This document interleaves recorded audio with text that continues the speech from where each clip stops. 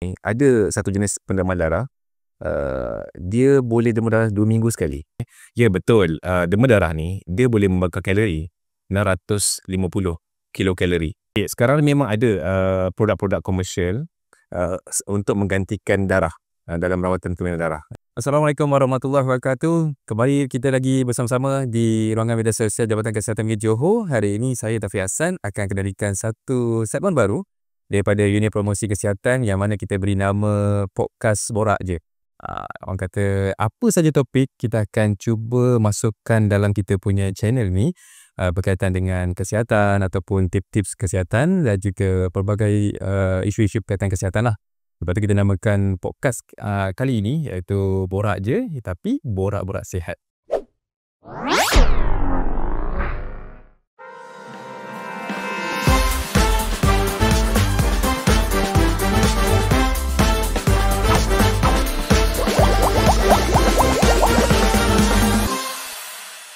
Okay, baik, untuk hari ini kita akan ketengahkan satu topik di sebelah saya ni, sahabat saya ni mengenai topik kita hari ini, fakta taufta demam darah. Perkenalkan, ini dia tetamu kita iaitu Dr. Helmi bin Senin selaku pakar perubatan transfusi daripada Hospital Sultanah Aminah Johor Bahru. Selamat datang Doktor. Terima kasih banyak. Alhamdulillah, terima kasih kerana sudi orang kata jadi tetamu yang pertama lah topik kali ini. Jadi dalam episod kali ini kita akan cuba ketengahkan lah mengenai demam darah dan sangat-sangat digalakkan untuk anda nanti jangan lupa untuk share dan juga subscribe lah channel kami, okey? Baik Doktor, mungkin Doktor boleh kongsikan fakta asas lah mengenai demam darah ni yang mungkin kita dengar daripada kawan-kawan kita ataupun sahabat-sahabat kita sebenarnya tak betul. Ataupun mungkin ada yang betul, mungkin ada yang selama kita dengar, oh sebenarnya tak betul, baru hari ni tengok channel ni betul. Okey. Dapat jawapan yang betul. Jawapan betul. Okey. So kita mungkin mulakan dengan fakta asas lah demam darah. Okey. Saya rasa kita boleh bercakap tentang apa itu demam darah dan kenapa kena demam darah lah. Betul. Okey. So ini soalan asas, tapi saya rasa soalan yang penting lah kan. So pertamanya, apa itu demam darah? Ialah demam darah ni kiranya bila seorang individu tu dia mengeluarkan atau memberikan sebahagian daripada darah dia untuk pesakit yang memerlukan. Okay, secara sukarela tanpa dibayar. Okay, dalam bahasa Inggerisnya secara sukarela ni voluntary dan tidak dibayar ni kita panggil sebagai non-remunerated lah. Okay, darah yang didermakan kepada kita transfusi akan dihantar ke makmal, dipecahkanlah kepada beberapa komponen, komponen asas lah. Okay, dan selepas dipecahkan kepada komponen ni kita akan berikan kepada pesakit-pesakit. So contohlah macam pesakit yang kemalangan, pesakit pertumpahan darah, pembedahan, okay?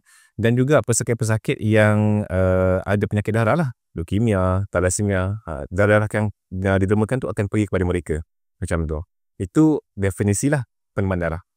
Okay? Okay. Soalan yang kedua, yang asas ni ialah kenapa kena demam darah? Kan? Okay. So, jawapan dia ringkas. Kerana darah ni tak boleh dihasilkan di kilang. So, eventually dia akan balik kepada kita, kepada masyarakat yang kena demam darah. Okey. Sekarang memang ada produk-produk komersial untuk menggantikan darah dalam rawatan keminan darah. Okey. Di overseas ada darah original. Dia cuba untuk buatlah produk-produk macam ni sebagai alternatif. Okey. Fungsi darah yang asas ialah untuk membawa oksigen ke tisu, ke seluruh tisu di seluruh badan. So apa yang mereka lakukan di luar negara tu, ada produk-produk tertentu dia boleh bawa oksigen juga, tapi jauh lagi. Tapi belum dah pernah diguna. Dah pernah digunakan, tetapi ada concern dari segi keberkesanan, ada concern dari segi toxicity lah. So berbanding dengan darah yang sedia ada yang orang demam darah ni kan, so perbandingannya tu jauh lagi lah untuk masa sekarang. So masih lagi bergantung kepada masyarakat, orang awam datang kepada kita, demam darah, kita bagi, kita proses, kita beri kepada pesakit dalam rawatan keminan darah macam tu. Yelah. Itulah orang kata sebenarnya demam darah itu tak lama Doktor. Betul. Dia proses sekejap je demam darah tu lebih kurang 10 ke 15 minit. Ya, betul. Cuma mungkin daripada segi urutan pengurusan itu nak daftar, nak kata menunggu tak juga.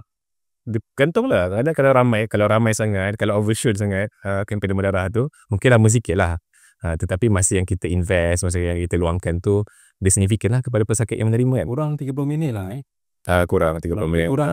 Mungkin lebih sikit dalam 40 minit macam tu. Tapi masih lagi saya rasa dia kalau kita fikir tentang faedah demam darah tu, Betul. 40 minit tu apa sangat lah macam tu. Tapi kalau kita fikir 30 minit kita tu, kalau nak dibandingkan kita dapat menyelamatkan kisah tu, dikira apa? 1 pint? Satu pek darah. Darah betul lah. Orang kata boleh pakai untuk berapa sakit? Itulah. Ke 1 pint tu satu sakit? Tidak. Dia boleh, macam saya cakap tadi, darah yang diremakan ni kita pecahkan kepada komponen. Di mamal kami lah. So, bila pemecahan tu kepada 3 komponen. So, 3 pesakit dah. 1 pek darah tu, kita boleh pecah lagi. Kita pecahkan lagi kepada komponen tertentu.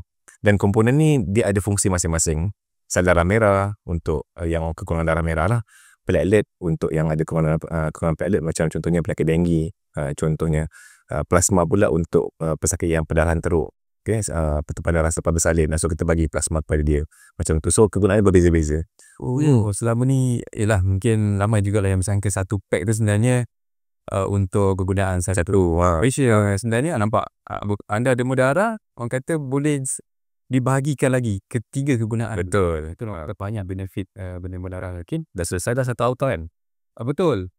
Saya baru masuk lagi bahagian tu. Sudah. Okay, baik. Kita nak menyentuh lah mengenai kita punya kata fakta asas. Kita dah tahu kenapa yang ramai takut-takut demam darah sebab apa, dan banyak lagi lah perkara akan berlega kita mengenai demam darah ni. Okay, baik. Kita nak tanya orang kata outside yang selalu ataupun persepsi korang kat luar sana yang selalu bermain lah kalau mengenai darah ni, iaitu boleh ke buat kita lemah ataupun jatuh sakit bila kita demam darah ni lemah? Kadang-kadang ada juga macam makcik kan, dia kata saya ni tak boleh demam darah, lemah-lemah, tahu hitam, macam mana tu? Faham. Itulah, ini antara auta yang kita selalu dengar lah di kalangan penderma, kalangan masyarakat lah sebenarnya. Okay? Tapi sebenarnya badan kita ni, dia selepas demam darah, dia ada mekanisme sendiri untuk menggantikan darah yang keluar. Okay? Menghasilkan darah baru atau kumpulan darah yang baru dalam badan. Seawal 24 jam hingga 48 jam. Darah merah lambat sikit, tapi bila darah merah tu keluar tu, darah merah yang baru lah. Jadi badan kita akan rasa segar selepas tu. Okay? Proses penggantian darah merah ni diambil masa sehingga 6 hingga 12 minggu untuk kembali full lah seperti sebelum demam darah. Dan sebenarnya sebelum derma ni kita ada saringan kesihatan, dan antara saringan kesihatan kita ialah pemeriksaan tahap hemoglobin. Tahap hemoglobin maksudnya nak check dia ni cukup tak darah untuk bagi kat orang. So kita ada cut off 12.5 untuk perempuan, maksudnya lebih daripada 12.5, dan untuk wanita, untuk lelaki lebih daripada 13.5 baru boleh demam darah. Kalau kurang daripada nilai tersebut, kiranya tak layak demam darah, sebab tak cukup untuk diri sendiri, tak boleh bagi orang. Itu konsep derma kan, kita ada ekstra, mungkin kita bagi dari segi kesihatan lah maksudnya. So bila macam tu, orang yang masyarakat ataupun potential blood donor ni yang hemoglobin dia lebih daripada takat tersebut, hanya layak untuk demam darah, yang lain tak layak. So bila demam darah tu, dia ada darah yang cukup selepas demam darah tu. Walaupun dah derma, status darah dalam badan dia tu masih lagi cukup. Jadi tak ada isu dari segi lemah, dari segi pitam dan sebagainya macam tu. So tapi kita nak nasihatkan jugalah untuk para penderma selepas demam darah ni, kena ganti balik, maksudnya kena minum air banyak, okay? Banyakkan rehat dalam masa 48 jam, 24 hingga 48 jam, okay? Kalau di luar bulan puasa tu, lepas demam darah tu kena gantikan balik dengan cara makan yang disediakan. Kita ada bagi makanan free macam kekacang, biskut dalam kita ni goodies bag. Orang selalu macam mungkin tak berapa faham kenapa kita bagi goodies bag. Okay? Sebab orang kan macam kita nak menghargai lah kan. Betul. Betul lah, kita menghargai. Betul. Ada kawan saya tu memang rajin demam darah lah. Tapi setiap kali dia balik tu memang dapat lah. Dapat sesuatu awak balik macam best. Yang goodies bag yang dapat t-shirt tu tak apalah. Memanglah itu memang dapat t-shirt jugalah. Dia dapat t-shirt. Datang lah lepas ni. Tapi berisbet kita yang standard tu, kita ada makanan dan kita ada minuman. Dia bersebab lah. Dia bersebab, betul. Itu prosedur sebenarnya. So selepas demam darah tu, kita expect, kita mau minta penderma ni untuk ambil makanan ni dan minuman ni di luar bulan puasa lah kan, supaya menggantikan balik cecair yang hilang selepas demam darah. That's prosedur lah. So makanlah kacang, minumlah air mineral tu, supaya badan rasa segar semua lah. Macam tu.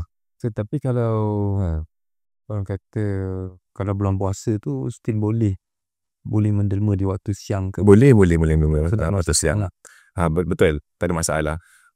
Tapi kita ada, kita panggil sebagai kena menderma dalam 4 jam selepas sahur.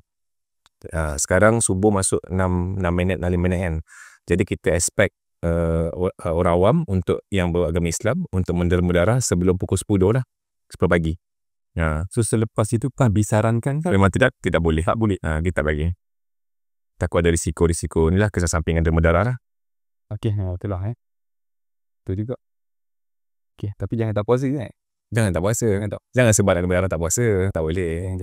Kalau tak puasa demam darah tak ada masalah. Faham kan? Maksudnya kalau tak puasa, disebabkan sebab tertentu dan dia nak dan lepas tu tak puasa ni demam darah lah. Boleh lah. Tapi doktor kami akan saring lah sama layak atau tidak. Okey, satu lagi auta yang mana orang cakap demam darah ni boleh buat aku gemuk. Dia juga yang cakap demam darah ni boleh buat kita kurus. Macam mana tu? Ada dengar sebelah pihak kata boleh gemuk. Dengar sebelah pihak kata bagus ni. Boleh betul tak payah diet. Macam mana tu? Okay. Ni auta yang antara auta yang pelik lah, yang kita dengar lah kan. Tapi ramai percaya juga. Betul. Ramai percaya kan. Maksud saya. Termasuk Taufik. Okay lah. So sebenarnya sebenarnya kalau demam darah ni dia memang tak ada kesan kepada berat badan. Penambahan ke, pengurangan ke, tak ada kesan. Maksudnya tak memberi kesan lah. Tidak memberi kesan. Okay. Ya betul. Demam darah ni dia boleh membakar kalori 650 kilokalori. Sebab apa bakar kalori? Sebab badan kita ni nak menggunakan tenaga ni untuk menggantikan semula sel-sel darah yang baru. Okay? Sebab tu ada pembakaran kalori di situ. Tetapi pembakaran kalori ni dia tak banyak, dia tak ketara. Dia banyak. Dia lebih daripada jogging. Kalau kita jogging pun tak sampai 650 kalori. Betul? Kan? Pernah ni selalu jogging. Dia kena berapa kilometer lah. Kan, untuk dapatkan 2-3 kilometer tak sampai, tak dapat. Betul. Okay. So yang ni 650 banyak lah kan. Tapi kita tak buat hari-hari demam darah. Kita pun tak bagi orang demam darah hari-hari. Boleh. Yang doktor cakap tadi boleh kering dah tu. Nak cover balik. Tu kan ada proses dia. Ada proses pada hari-hari ya. Betul. Saya nak tanya je lagi tu. Aduh. Banyak soalan ni. Banyak soalan. Sebab tu kita panggil pakar kita dalam sekali ni. Okay. Itulah. So dia tak ketara dan tak kerap. Okay. Demam darah, kalau demam darah yang utuh tu kita panggil whole blood lah, yang merah kita nampak selalu kat kempen demam darah tu, yang tu kita benarkan 3 bulan sekali. Okay. So dia bukan hari-hari dan juga dia tak ketara yang boleh menyebabkan pengurangan berat badan. Dia tak ada sebabkan orang kurus macam tu. Dan sebenarnya ada setengah-setengah penderma ni lepas demam darah dia rasa lapar. Tapi janganlah rasa lapar tu nak makan semua benda. Kawal makanan. So dia tak akan menyebabkan kegemukan jugalah. Macam tu. Ada buat saya dia kalau nak demam darah ni kita kena jaga pemakanan jugalah. Betul. Obes ke mana tu? Okay. Apa pandangan? Jaga pemakanan tu betul. Ada penderma darah yang kita, macam overweight. In fact ada yang obese juga yang kita benarkan juga. Selagi mana kita boleh cari lah urat dia. Kat mana nak cocok tu kan. Kadang-kadang kalau kata orang yang obese susah sikit lah cari badan besar yang badan besar lah. Betul lah. So dia tak ada masalah dari segi itulah. Kita masih boleh terima selagi mana kita boleh dapat tengok dia punya urat tu lah. Jadi tak ada penyakit yang lain lah. Kadang-kadang obesity ni dia sebagai daripada kita panggil sebagai metabolic syndrome metabolik. Jadi ada dia penyakit kencing manis, darah tinggi. Yang tu kalau katakan ada package yang sama tu, dan kita punya pegawai perubatan akan tengok lah dan saring layak atau tidak macam tu. So maknanya tak kisahlah kurus ke badan besar ke, still boleh jugalah untuk pergi demam darah. Jadi macam doktor cakap tadi lah. Betul. Okay, satu lagi ni doktor. Yang biasanya kalau kita ajak, kalau yang kita ajak ni orang yang tak pernah berderma lah. Bila kita ajak anak demam darah je, tak boleh lah hari ni semua-semua. Hari ni demam. Okay. Nantilah besok pun sama juga. Macam mana? Besok dia kata, boleh tak demam darah dalam keadaan kita demam ke semua ke macam mana? Kalau sesama, kalau demam, kita memang tak galakkan orang untuk demam darah. Okey. Kita bukan tak galakkan orang untuk demam darah. Kita tak galakkan orang untuk hadir ke kempen demam darah pun. Sebab bila datang dalam keadaan dia demam atau sesama, kita memang akan reject. Kita akan tangguh pendemaan dia. Maksudnya kita akan reject masa tu, tetapi kita tangguhlah sementara. Contohnya kalau demam, seminggu selepas tu atau 2 minggu selepas tu boleh datang balik untuk cuba. Janganlah menggunakan alasan demam yang sekali tu untuk selama-lamanya tak ada darah. So, alasan macam ni saya rasa dia macam alasan yang kecil lah. Maksudnya dia penyakit kecil, penyakit minor, tapi jangan besarkan dia. So, dia kena cari alasan yang lain. Dia kena kreatif sikit lah. So, maksudnya itulah. Sebab dia penangguhan sementara saja. Sebab kita nak melindungi penderma. Kalau dia demam kan, kalau kita ada prosedur pendemaan darah dan sebagainya ni, mungkin akan menyebabkan gejala dia tu lagi teruk. Dan kita pun nak melindungi penerima darah, iaitu pesakit. Kita nak pesakit menerima darah yang ada virus. Takut-takut pesakit pula dapat virus yang sama.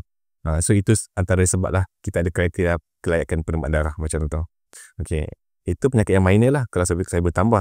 Kalau penyakit yang lebih serius, kita dah mention tadi tentang kencing manis, darah tinggi kan, lebih serius lah kan. Boleh juga demam darah sebenarnya, bukan tak boleh, boleh. Cuma kena pastikan keadaan penyakit tersebut terkawal lah. Kalau kencing manis tu, maka ubat tu kita bagi lagi demam darah. Janji dia punya gula terkawal, tak ada komplikasi daripada penyakit tersebut, dan boleh cuba untuk hadir. Sebelum demam darah ada cek kesihatan Betul. Tapi kita tak cek gula dekat tempat demam darah. Kita cek perkara lain, memastikan penderma tu dalam keadaan yang baik, sihat dan sebagainya. Betul. Okay. Yang ni saya terfikir juga, biasa kalau kita nak ambil darah kita kena puasa. Betul. Tapi demam darah ni kena puasa juga ke? Ataupun datang je lah. Macam kita semalam dah puasa, tapi pagi ni member ajak, kawan ajak. Ya. Okey lah, jom lah, boleh lah, dapat goodies semua kan. So macam mana tu? Okay. Kita kena bezakan lah. Ada 2 perkara sekarang ni lah. Satu, ambil sampel darah kan untuk ujian kan. Satu lagi demam darah lah. Ambil sampel darah untuk ujian ni memang perlu puasa. Sebab ada ujian-ujian tu dia nak tengok kita punya keupayaan badan untuk mengawal gula, mengawal kolesterol tu selepas dalam tempoh puasa tu. So itu memang kena puasa dalam masa 6 hingga 12 jam lah sebelum ambil sampel darah tu. Tapi yang ni untuk demam darah, kita memang wajibkan penerima darah ni untuk makan dalam masa 4 jam sebelum menerima darah. Ini bagi mengelakkan risiko kecil kesampingan reaksi penerimaan darah. So contohnya macam boleh pening, boleh mual, pitam. Kita nak macam tu. Kita nak penerima darah, orang awam datang bagi kita menerima darah, balik dalam keadaan sihat, balik pun dalam keadaan sihat juga. Macam tu. So menerima darah ni kena makan. Ambil sampel untuk ujian boleh puasa. Tapi demam darah kena makan. Kalau puasa kita suruh makan dulu. Betul. Buka puasa makan dulu. Sekarang Ramadan kan, puasa kan. Kita memang sarankan orang awam yang beragama Islam untuk datang ke tempat kita lah, tempat pendemaan darah, untuk menerima darah. Yang saya mention juga sebelum tadi, kena dalam masa 4 jam lah selepas sahur. Jadi dia buatkan waktu bersahur, dan selepas tu sebelum pukul 10 tu dah kira dalam proses menerima darah lah. Demam darah kita boleh start daripada pagi kan. Ya, buka dah 7.30. 7.30 dah boleh buka dah. 7.30. Bulan puasa buka 7.30 ataupun hari biasa memang buka awal 7. Untuk bulan puasa saja kita buka awal 7.30. Okay, yang hari biasa pukul 8 hingga 4.30 petang lah. Bulan puasa 7.30 hingga 4. Hingga 4. Betul. Okay, baik. Kalau saya tengok kawan saya tu, dia punya buku tu, saya rasa dah hujung-hujung tak, buku yang kecil macam pasport. Demam darah je dah hujung-hujung. Okay. Saya tak tahu aja derma darah sebulan sekali ke 2 bulan sekali ke, macam mana tu? Boleh ke derma darah sebulan sekali ke ataupun mungkin cukup 3 minggu tengok dia punya darah tu dah okey, boleh derma. Macam mana? Ke ada tempoh yang disarankan untuk kita selepas tu boleh next derma darah? Okay.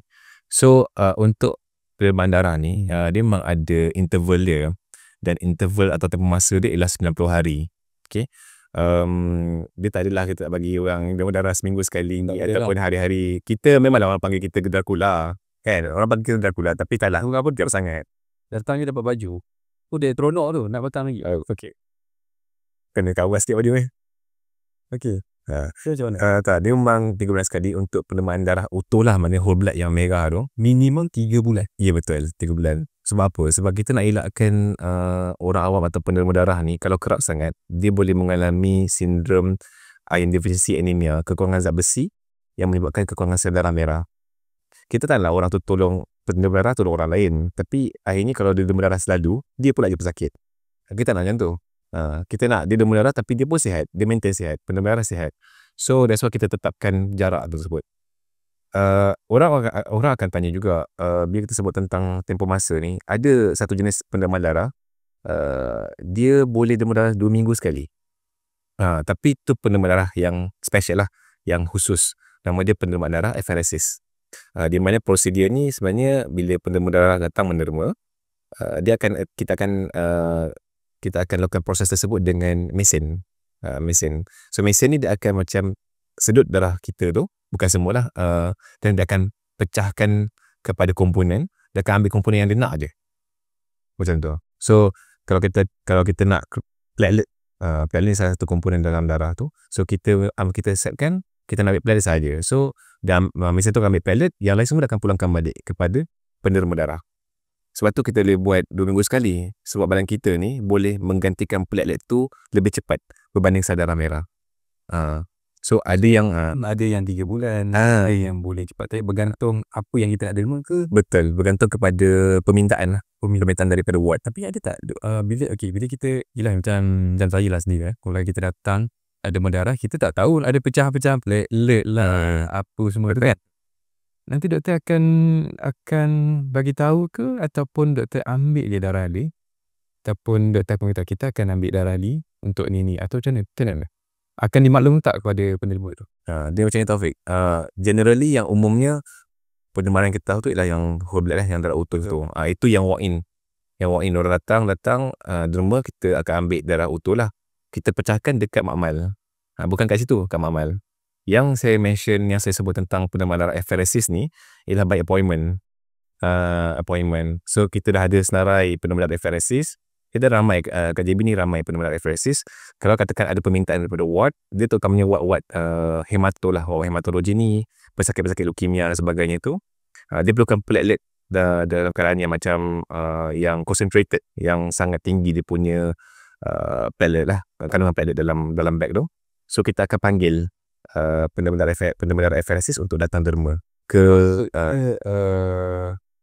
dah ada contact number, dah ada betul mereka ni lah, dah ada WhatsApp group lah. Ada WhatsApp group lah. Ada permintaan kita panggil lah. Macam tu kita ibahkan, dan ada yang macam mungkin dia available ni untuk datang. Sebab dia lama sikit penerimaan darah ni, dia 45 minit hingga sejam setengah. So sebab dia attach pada mesin kan, so hanya boleh dilakukan di mana, di pusat penerimaan darah Jalan Mahmudia.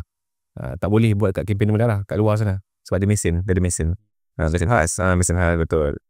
Macam doktor, dia boleh datang, doktor cek, ataupun masa dia orang nak derma tu, dia cek, dia ni ada darah yang nak diperlukan tu. Doktor akan cakap dia, maksudnya doktor akan masuk dalam WhatsApp group tu lah. Ke macam mana? Itulah, sebila katakan orang tu nak jadi sebagai penerima darah apheresis, dia boleh berhubung dengan kami punya pegawai lah, pegawai yang bertugas. So katakan dia boleh pergi je ke pusat penerimaan darah Mahmudia tu, jumpa dengan pegawai perubatan, dan kita akan beri kaunseling lah. Kita akan assess dulu lah. Kita akan advise, kita akan assess juga sama ada dia punya sel darah dekat lengan ni, urat dia ni cukup besar tak, cukup stabil tak untuk proses penerimaan darah tersebut. Sebab dia lama. Kadang-kadang bila tak stabil tu, bila kecil sangat, nanti jarum tu terkeluar daripada urat tu. Macam tu. Sebab dia lama, dia bukan biasa. Bila tengah masuk jarum, dia boleh berlari. Dia boleh lari. Dia tak anchor betul-betul kat situ.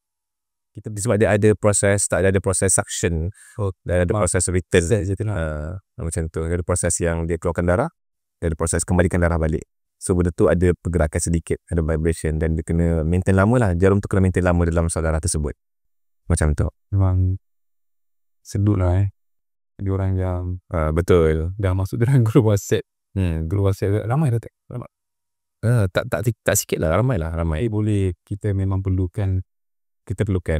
Kadang-kadang orang berlumba. Sebab saya dah free ni, bila nak panggil? Sebab kita by appointment, kita by demand, permintaan. So, kalau tak ada permintaan, kita tak panggil. Kita pun ada kekangan dari segi yang lain kan, staffing dan sebagainya. So itulah tu yang macam ada yang memang tak puas dan sebagainya lah sebab nak derma ni tapi tak ada peluang untuk derma. Betul juga sebab kita tak boleh pergi derma darah yang kat luar tu kan. Betul tak ada mesin lah sebab cuma dekat dalam fasiliti je kan. Betul. Di Mahmudia tu. Betul. Okay, baik. Satu lagi macam tadi doktor cakap, sebelum derma darah kita kena buat saringan kesihatan, betul? Kita memang ada buat saringan kesihatan. Okay, kita ada buat saringan kesihatan dari segi tahap hemoglobin tu, tahap kecukupan darah merah tu. Kita ada buat saringan kesihatan dari segi blood pressure, tekanan darah, dan juga soalan-soalan perubatan lah kan. Dia kiranya macam dia indirect benefit lah, faedah yang secara tidak langsung. Derma darah buat saringan kesihatan, tahu status kesihatan semasa. Tapi jangan jadikan objektif untuk datang ke pusat penerima raya untuk cek diri sendiri, tak fikir pasal orang yang kita nak derma tu, macam tu dan kita tak ada macam full screening, kita tak buat pun gula tu, kita tak perlu pun nak cek gula sebab dia tak ada kaitan dengan penurunan darah. Dan yang tu tak apa lagi, tapi yang kami risau, kami concern ialah orang yang datang kepada kami, dia nak cek status jangkitan dia. Tadi mention pasal kesihatan kan, tapi spesifik dia nak cek status jangkitan dalam darah dia. So ini adalah bermaksud status HIV dia, status hepatitis B dia, C dia, dengan sifilis. Yang 4 ni. Cuma dia tahu kita akan buat ujian tu di Makmal. Jadi dia rasa blood bank boleh buat ujian ni. Datang lah. So darah, at least darah tu dah diuji dan kalau apa-apa kita panggil balik. Saya memang nasihatkan dan sangat kita memang tak sarankan ataupun kita memang larang lah orang macam ni untuk datang kepada kami untuk menguji status jangkitan mereka sebab dia bahaya kepada staf yang mengendalikan darah mereka dan juga kepada pesakit juga sebenarnya ada risiko juga. Ada terima kira-kira ke kita ada daripada semasa ke semasa kita akan dapat terima penderma darah ni, orang awam yang datang ni memang dia datang tu untuk menguji dia punya status jangkitan. Bila kita tanya dia direct ataupun bila kita tanya tu dia tak jawab, tapi kita terus lepas tu sebab kita dah check dekat Makmal. Tahu result dia. Dapat tahu result dia. Dan kita panggil balik, kenapa tak beritahu masa tu? Dan masa tu boleh mengaku dan sebagainya. So saya nak beritahu pada orang awam supaya ada platform lain lah. Macam Taufik kata tadi, boleh pergi ke kesihatan ataupun di kerajaan ke ataupun swasta, boleh cek status jangkitan, tapi bukan menerusi pendermaan darah.